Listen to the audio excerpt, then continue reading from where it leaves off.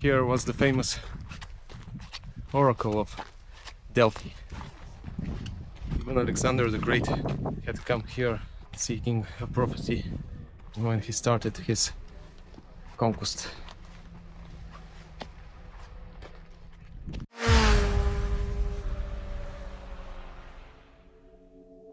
And it's time to go early today.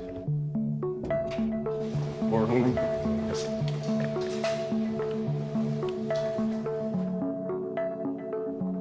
I have to zip tie the throttle. It was slipping yesterday.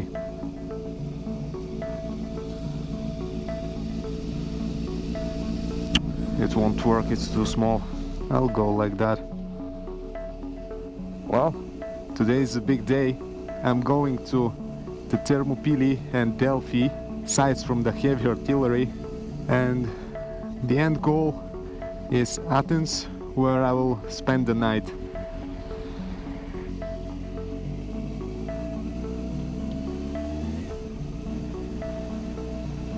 So, trying to escape Larisa, and in doing so I realized that if you put me here and tell me that this is Japan, I would believe you.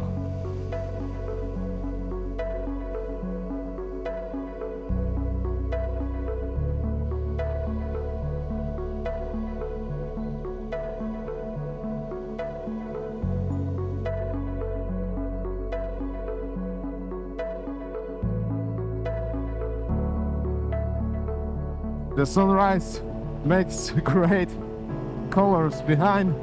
Just the picture behind me is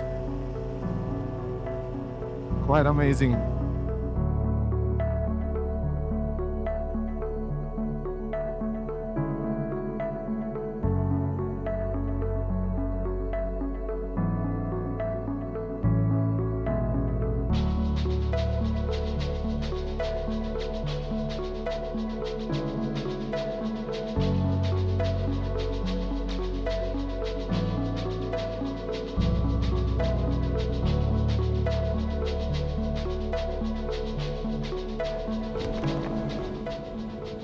And here it is, the Thermopylae, and there's the monument over there, the statue of Leonidas.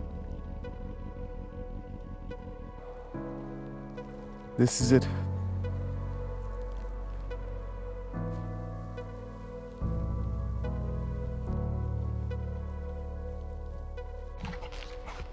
So here's the statue of Leonidas. He was one of the bravest. I assume you've heard the story of Leonidas and his 300 Spartans and their war against the Persians who came to conquer Hellas. There were of course volunteers. It wasn't millions against 300, but anyway, they were heavily outnumbered. It was more likely a sacrifice, but they actually were fighting back the Persians for 3 days until a traitor showed them a secret passage leading behind the Spartan lines. So that's the place where the Spartans lead the army to defend the Thermopylae. And Leonidas knew exactly what he was doing, so he was just ready to unite the whole country to go against Persia, because they are different people and they would change the culture here. And the Greeks they loved freedom, so there's no scenario where they are paid to somebody else. And here on the other side should be another monument. It says fortified hill. It doesn't look that bad. And there is a plate. It says something in Greek, so if you understand it, you can translate it down in the comments. I'm curious to know what does it say. Okay, the Thermopylae. It's cool.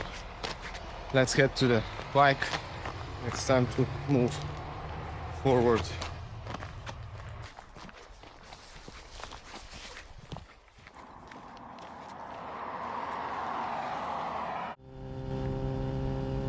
So the Thermopylae, place full of history, and the statue monument are small reminder of the heroism of Leonidas and his men, because they actually won. They united the country and the Persians stood no chance. And as I'm passing through, I'm heading south to the city of the Oracle to see if there is a prophecy for me there. It is the one Alexander the Great visited before his conquest, so Delphi it is.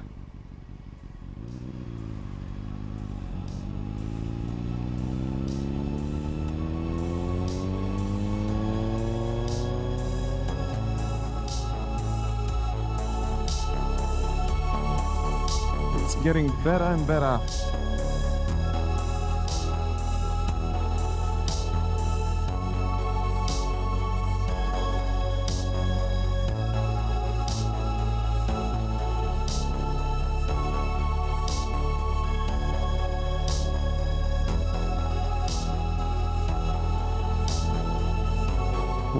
What a route!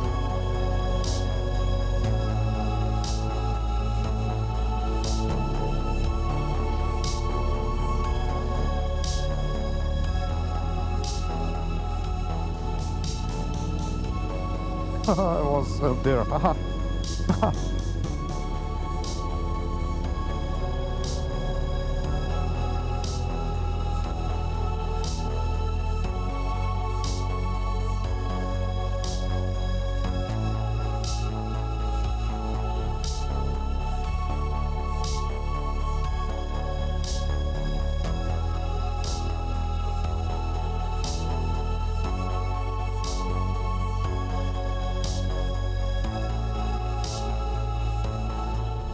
Well, this part here is really great, with the olive trees on both sides, with the mountains and the road in the middle. Oh, absolutely great.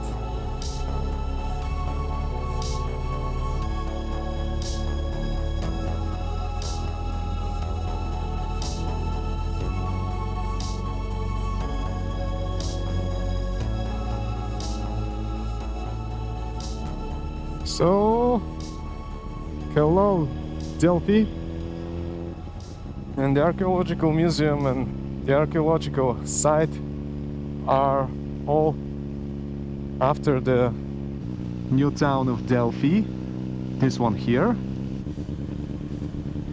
Oh, where do these people live, man?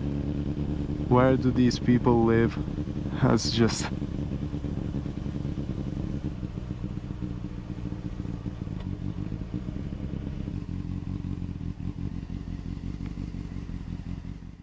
Well, I got to the museum of Delphi.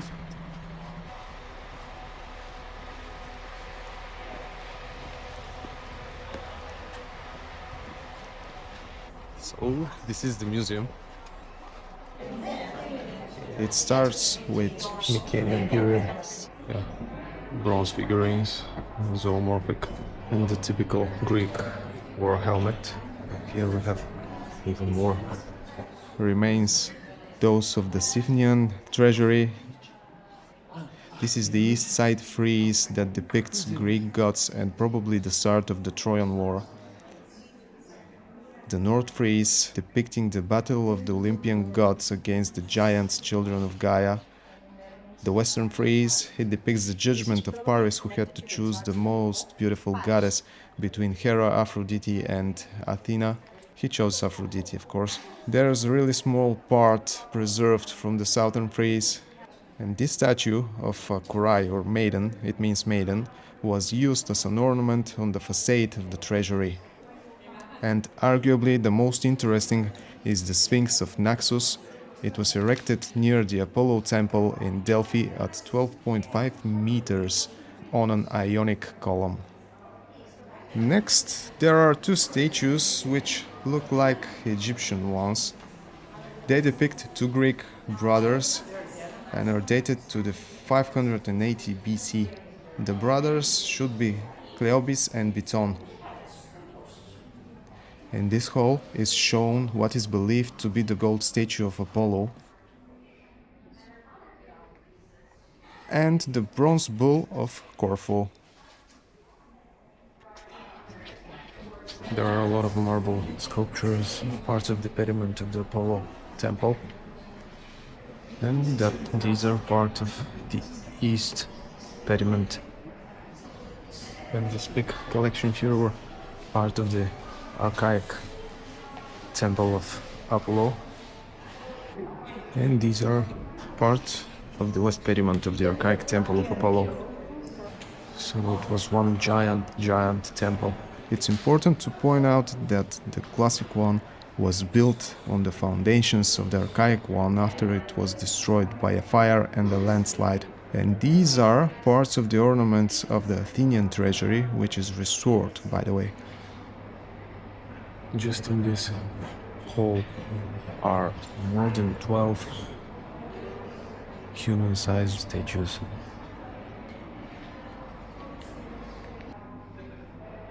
And this is the one of Antinous, a defied companion of the Roman Emperor Adrian.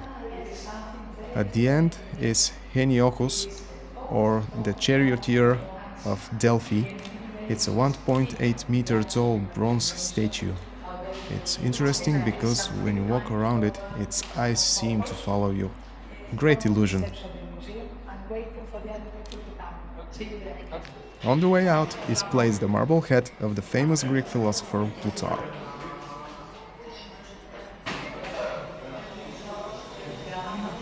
Well, let's go to the archaeological site. The whole place is so beautiful.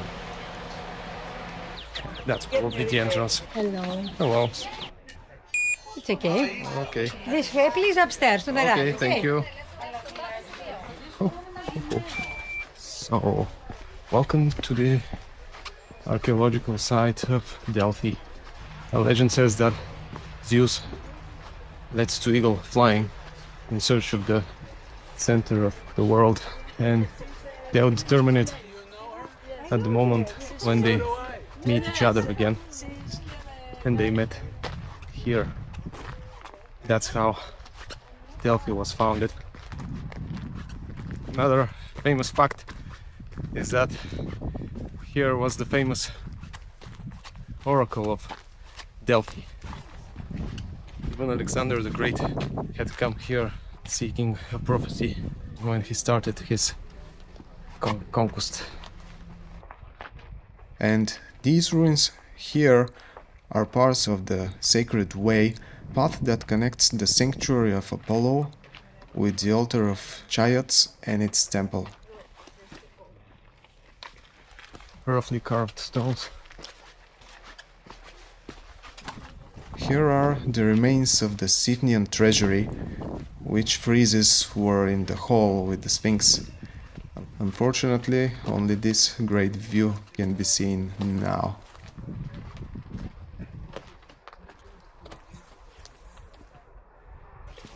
On the other hand, the Athenian treasury here is fully restored. Somewhere between these columns was placed the Sphinx monument, and the giant columns up there are the ones of the temple of Apollo. Wow. They built quite a lot.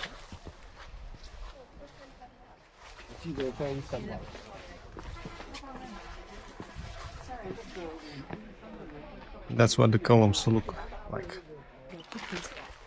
And on the right side is the altar of the Chiots, this column-like figure here.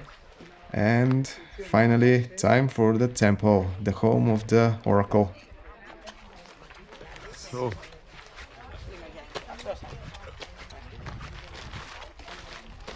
that's how big they actually are.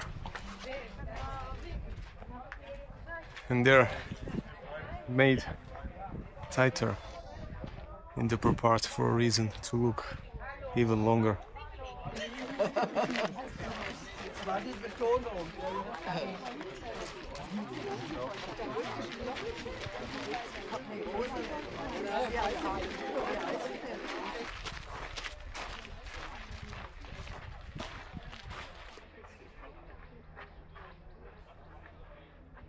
I wonder how did they bring all these stones here.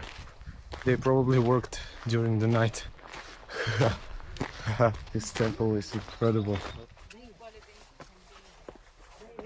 And that here was the drainage system leading the water away down there. And we get to the second big place, the amphitheater.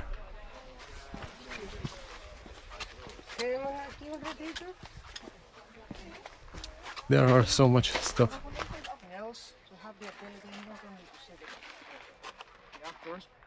All that climbing, they probably had some public transport or a lift. The views are great. Here we are behind the theater. This path should bring me to the stadium. That's pretty big climbing, and just a few more steps and it should be here. Stadium. So every single stone had to be placed in its place. Some of these stones are brought here from somewhere. How did they climb that? Probably with animals, but how did they bring them that high? Here's the stadium. It had a capacity of around 7,000 seats, and it used to host the Pythian Games. It was an athletic event similar to the Olympic Games. That was the stadium. That was everything. It's time to go south to Athens. There I'll spend the night and do some other things, of course. But everything when the time comes. It's really strange how they did climb all that for entertainment. Almost down there. Almost. Bye bye. Hi. And this road, when I look at it, it makes me feel like I'm in the States, in their deserts full of lizards and those cactus. I don't know if it's a flower or a tree.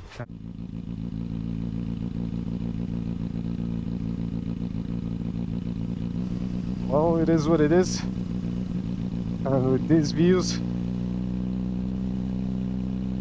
we are going away from Delphi. It was quite cool. Would I come again in the future? Probably yes. There are even more parts down there. The Gymnasium of Delphi, the Telos of Athena Prunaia, and the treasury of the Massaliads are located there, but it will be next time. It's cool that Greece is full of these type of ancient cities, and that's just incredible.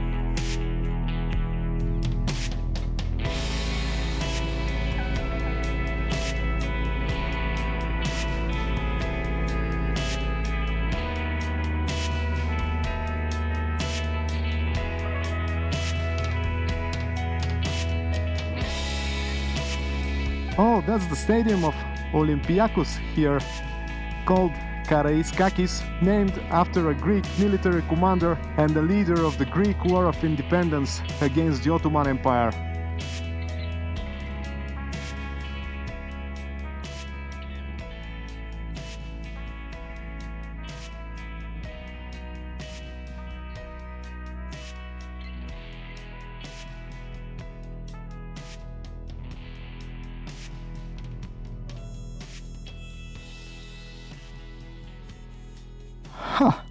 What is this here? Just what I needed. A large zip tie. I'll use it right away. And if you like this video, hit the like button and consider subscribing. Also, here you can watch more videos from my trip around Greece. I tightened the throttle, so I'm going to wrap it up, and I'll see you in the next one.